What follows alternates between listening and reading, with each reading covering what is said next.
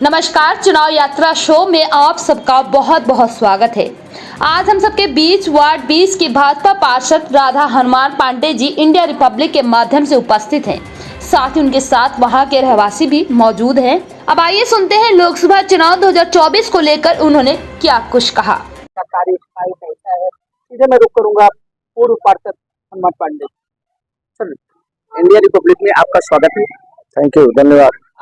आज चाय पे चर्चा के उपलक्ष्य में आपसे दो शब्द में पूछना चाहता हूँ कि आज जो भी बीजेपी कार्य कर रहे हैं, बीजेपी का कार्यकाल कैसा है और 5 साल के बीतने के बाद अगले पुनः चुनाव हो रहा है, चुनाव में किस तरह की आपकी प्रतिक्रिया रहेगी?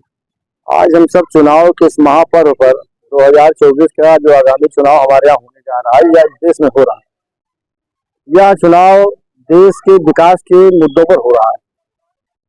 हमारी सरकार ने जिस तरह से विकास हमारे देश में किया है, हमारे देश में जो प्रगति की है योगी मोदी की सरकार ने, आने वाला जो भविष्य है देश की जनता को, आम जनमानव की यही दिखाई दे रहा है कि जो सरकार काम कर रही है सत्ता में इस समय, उसी के आने से इस देश का फिर विकास होगा। और आज का जो माहौल बना हुआ है योगी मोदी के साथ है, कहीं कोई कंट्रोवर्सी नहीं है, कहीं कोई हमारे पक्ष में विपक्ष में कोई दूर दूर तक नहीं खड़ा है। भारतीय जनता पार्टी के प्रत्याशी भारी मतों से विजयी हो रहा है। आने वाली जो हमारे यहाँ का खासतौर से कानपुर में 13 तारीख को चुनाव होने जा रहा है। जी, सुना है कि रमेश अवस्थी जी यहाँ के।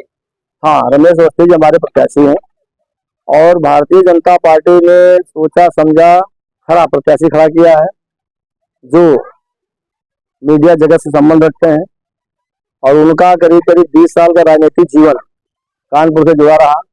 छात्र संघ की राजनीति उन्होंने यहाँ की और उसके बाद उनका आवास भी यहाँ पर स्वरूप नगर में है। कुछ लोगों ने हवा दी नहीं, वो तो बाहर के हैं। देखिए, रोजी रोटी की तलाश में कोई भी कहीं बाहर जा सकता है। आज वो हमारे यहाँ सहारा इंडिया के ब्यूरो चीफ रहे और मीडिया के विभिन्न चैनलों में उन्होंने काम किया है और रमेश अवस्थी एक बड़ा नाम है, जाना माना नाम है मीडिया जगत का, जिसके ऊपर कोई दाग धब्बा नहीं है। सर, मोदी का एक नारा है 400 पार। जी, ये 400 पार क्या है, थोड़ा आप बताएंगे? देखिए, 400 पार का जो लक्ष्य है धारा 370 35A, नरेंद्र मोदी ने कहा था कि जो जो मैं वादे करूंगा उन्हें सब पूरा करूंगा। अयोध्या में रामलला का भव्य दिव्य मंदिर, रामलला हम आएंगे, मंदिर वही बनाएंगे। हमारी जितनी पार्टियां थी, राजनीतिक विरोधी दल हमारे, हमसे पूछा करते थे, हमारे पार्टी के नेताओं से पूछा करते थे कि आखिर वो डेट कब आएगी। हमने मंदिर भी बना दिया, डेट भी बता दिया। अब कुछ जितने मेरे वादे थे, धारा 370 कश्मीर की बात थी, वहां पर हिंदू हमारा पलायनवादी हो रहा था, वहां का पलायन रुका। और वहां की राजनीति में अपने 30-35 साल की राजनीति में मैंने जब भी किसी चर्चा की तो अक्सर बात आती थी धारा 370 कुछ हो ही नहीं सकता, अमेंडमेंट हो ही नहीं सकता। एक झटके में नरेंद्र मोदी की, देखिए, कोई भी काम करने के लिए साहस होना चाहिए, हिम्मत होना चाहिए। जिस तरह धारा 370 वहां से हटाई गई, वहां का नियम था कि कोई भी व्यक्ति बाहर का वहां जाके बस नहीं सकता, वहां जमीन नहीं खरीद सकता। वहां के डेवलपमेंट में कश्मीरियों के अलावा किसी का कोई हिस्सा नहीं। सर, ये आने वाले चुनाव में जीत के बीजेपी आ रही है, जैसा कि आप बता रहे हैं, आने के बाद जो मिडिल क्लास के लोग हैं उनके साथ किस तरह का व्यवहार है? देखिए, हमारी सरकार गांव, गरीब, किसान, मजदूर सबके हित में कल्याणकारी योजनाएं लेके आ रही है।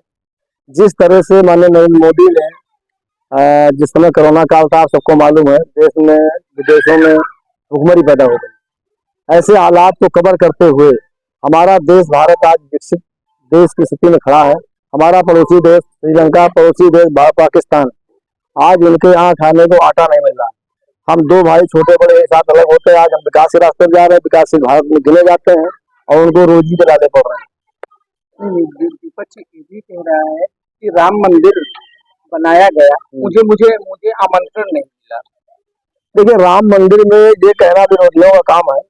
भारतीय जनता पार्टी ने और विश्व हिंदू परिषद ने सबने बाकायदा जो है राहुल गांधी, सोनिया गांधी और यहाँ तक कि जो अखिलेश जी, किसी मायावती, सबको कार्ड भेजा गया था। लेकिन चूंकि वो जाते तो तुष्टिकरण की राजनीति होती, मुसलमानों से नाराज हो जाता, मुसलमान नाराज नहीं करना चाहते थे, इसलिए वहां नहीं गए। नहीं, कुछ विपक्ष ये भी कह रहे हैं कि जनता बीजेपी को मजबूरी में वोटिंग कर रही है, नहीं तो जनता के साथ में ईडी का प्रयोग कर देंगे, ईडी लगवा देंगे, अंदर करवा देंगे। ये कहना बिल्कुल गलत है। ये वही लोग कह रहे हैं जिन्होंने ईडी का पहले प्रयोग किया था, उनको अनुभव है। भारतीय जनता पार्टी ऐसा कुछ नहीं किया। जो चोर है वो जेल जाएगा, जिसने घोटाला किया है घोटाला पकड़ा जाएगा, जेल जाएगा।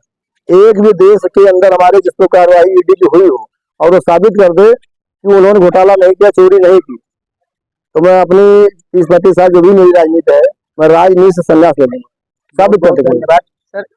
इंडिया रिपब्लिक न्यूज में मैं Arun Upadhyay, India Republic News, bureau chief, पालका विभाग है।